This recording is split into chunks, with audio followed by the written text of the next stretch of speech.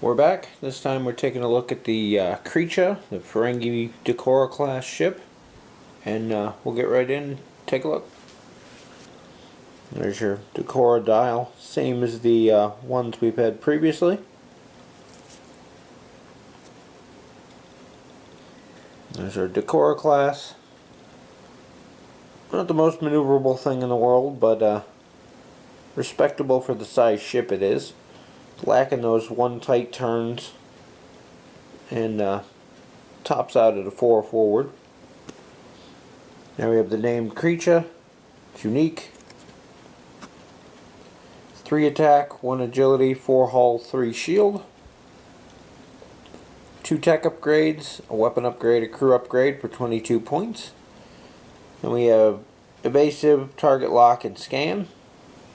And our named ability for this one: when attacking a ship that has damaged shields during the modify attack dice step, you may re-roll a number of your attack dice up to the number of defending ship's damaged shields. Then we have our generic Decorum class.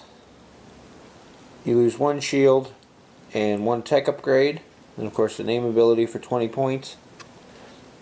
Haven't checked to see if it's the same as the previous Decorum classes that we have. For captains, we have Bractor. Captain skill of 4, 1 elite talent for 3 points. His abilities: when attacking a ship that has an auxiliary power token beside it, gain +1 attack die. Kind of nice, especially combined with like the EM Pulse, I think it is, that gives ships auxiliary power tokens. Next we have Tar. Captain skill of 3 for 2 points. At the start of the combat phase, if your ship is in the forward firing arc of an enemy ship and you do not have a battle station beside your ship, you may place a battle station beside your ship. Kind of a nice ability there. 3 battle stations is always nice. And last we have our generic Ferengi captain. Captain skill of 1 for 0 points. For elite talents, we have acquisition, 4 points. As an action, you can discard this card and target a ship at range 1 to 2 that's not cloaked and has no active shields. You get to steal 1 non-Borg tech or weapon upgrade of your choice from the target ship, even if the upgrade exceeds your ship's restrictions. May only be purchased for a Ferengi ship with a Ferengi captain. Always nice to have ways to steal things from other ships. Very fitting for the Ferengi. Next we have Marauder. 2 points. After you move, you may disable this card to perform a battle station action as a free action. Upgrade can only be purchased for a Ferengi ship with a Ferengi captain.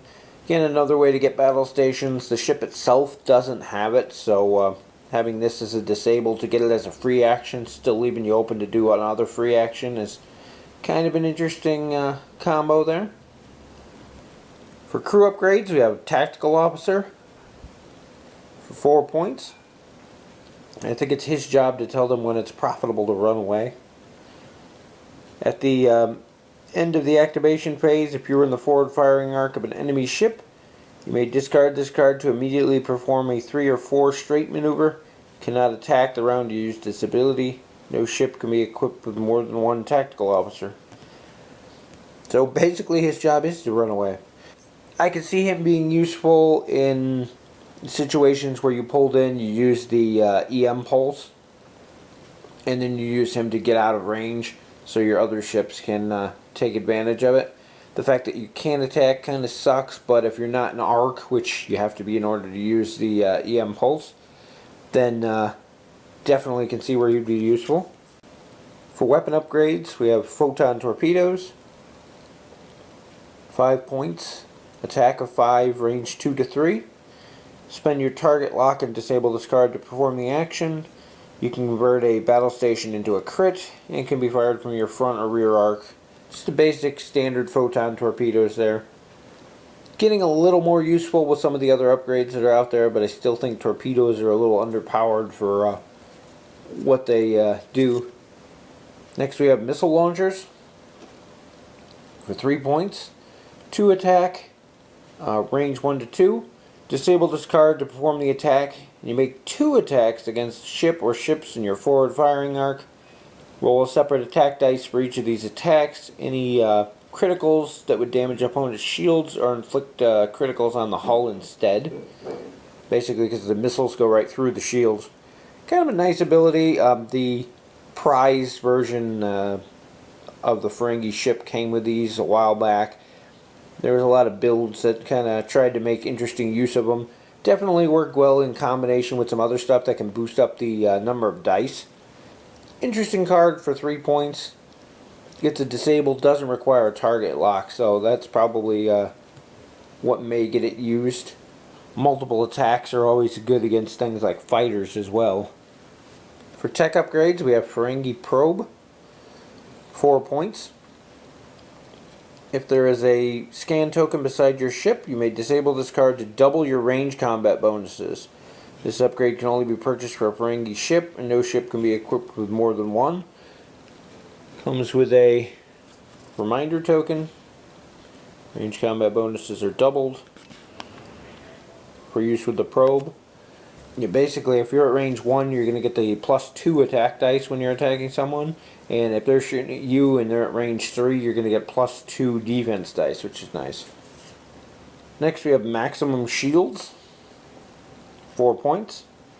As an action, you can discard this card to place 2 additional shield tokens beside your ship. When taking damage this round, remove these tokens first.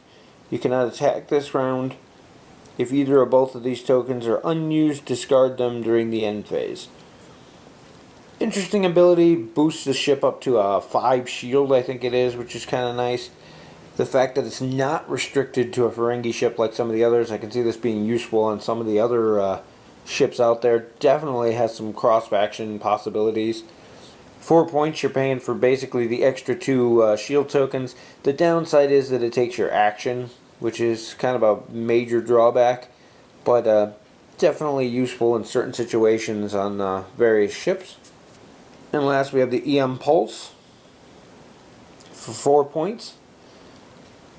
As an action, you can disable this card, target a ship at range 1 to 2 that's not in your forward firing arc, place an auxiliary power token beside that ship. The target ship rolls 2 less attack dice for the round.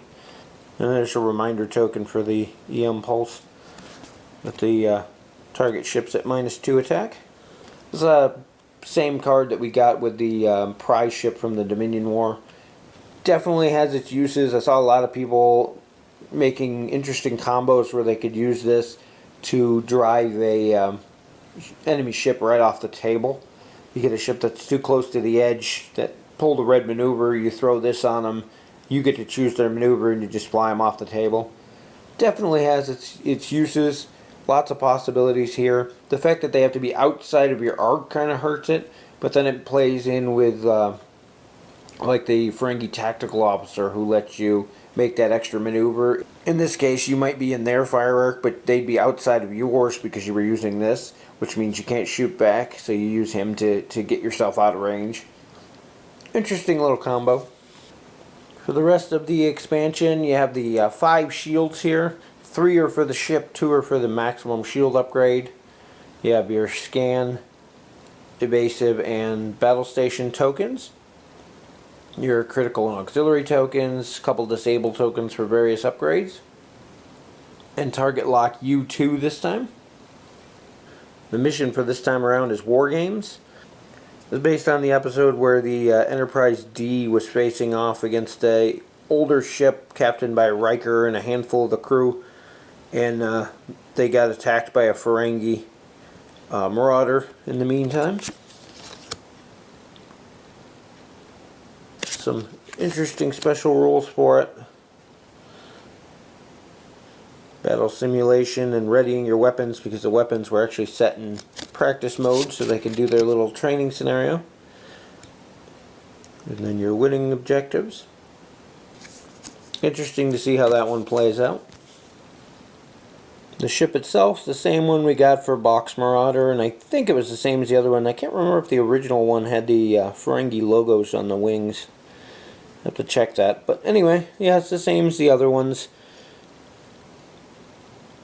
As with all of them, needs something to bring out the detail. At least on the top, you have all these painted windows and things that kind of glow. the engines in the back. On the bottom they did absolutely nothing. So definitely needs something, as with all the ships.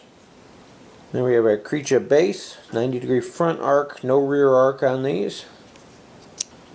And the generic Decora, same thing, 90-degree front, no rear arc. No rear arc's kind of what hurts these Ferengi ships with their bad maneuverability. Well, there you go. Overall, it's a pretty good ship. Another nice Ferengi one. A couple upgrades we've seen before. A handful of new stuff. Definitely between this and Box Marauder and the OP prize ship from the Dominion War, you could field a fairly nice Ferengi fleet now. Combining them with other factions, definitely there's lots of viable options in there. Ships lack a little bit of maneuverability. Definitely could use something in there to boost that up a little bit. Firepower is kind of light, but you've got your other more tactical things like the EM pulse that you can use to set things up for your other ships. Missile launchers are good against fighters and things like that. Torpedoes, while a little underpowered, are useful on this ship due to its native 3 attack, but in the end, it's still a nice ship. Anyway, that's it for this one, and we'll see you in the next video.